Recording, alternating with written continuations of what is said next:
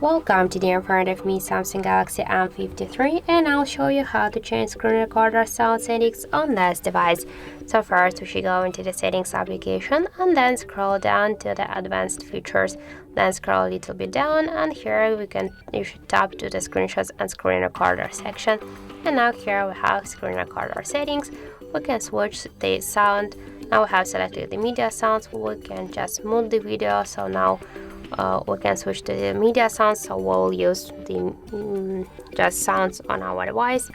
And also we can switch it to media and sounds and microphones, so now we can command something if you want on your screen recording and also use the media together with the microphone.